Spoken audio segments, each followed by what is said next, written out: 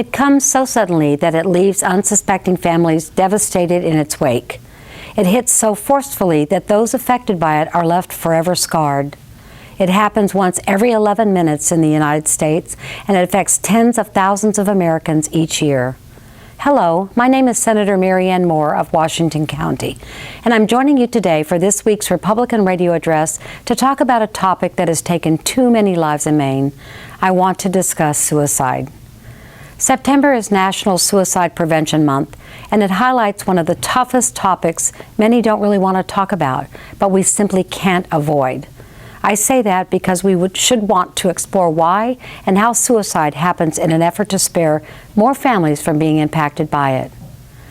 When families suffer a loss through suicide, those who are left behind are often overwhelmed with feelings of pain, anger, betrayal, loss, and even misplaced emotions of embarrassment, shame, and guilt. Yet everyone is affected by a suicide, not just the victim. In addition to families, suicide impacts friends, classmates, students, teachers, and even communities long after someone has taken their life. On an average, 2/3 of those who die by suicide suffer from depression, and Maine ranks 11th highest in the nation, well above the United States average in suicides per 100,000 people. What's more alarming is that it's been a growing problem for decades. According to the U.S. Centers for Disease Control and Prevention's National Center for Health Statistics, about 1.2 million people attempted suicide, and about 46,000 died in 2020, the latest year that figures are available nationally. In Maine, 234 people died by suicide in 2020, and over 1,700 more who attempted it ended up in emergency rooms.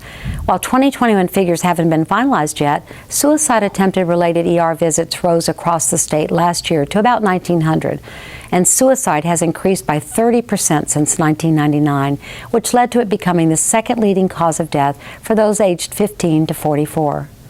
But I think another category of deaths affecting Maine, fatal drug overdoses, may also be an unwitting contributor to Maine's suicide rate. In 2021, we experienced over 9,500 drug overdoses that resulted in 627 deaths. By its very nature, the knowledge of whether someone took drugs to end their life in any of those instances followed them to their death. That is, unless someone knew otherwise. Yet drug addiction itself can be traced to the same untreated mental health problems that most often result in suicide, namely depression or anxiety. And access to the highly lethal synthetic opiate fentanyl gives those who may or may not be considering suicide a painless and unfortunately faster way to kill themselves than ever before. And of the 230 confirmed drug overdose deaths already recorded in 2022, fentanyl is listed as the most frequent cause of death. So while the rates of suicide and drug use are linked to Maine's mental health crisis, that also makes both the most preventable. The challenge for us as a state is increasing treatment access for those with underlying mental health conditions. The problem for many of us personally, however, is being able to identify it. Depression has often been called a silent killer, especially when ignored, and it can be difficult to detect since not all people who suffer from depression show signs of it. Taking the initiative when you do get a signal can be the difference between someone's life and death. I challenge you to embrace this month's focus on suicide and learn to recognize the warning signs of suicidal behavior. More importantly, don't be afraid to act.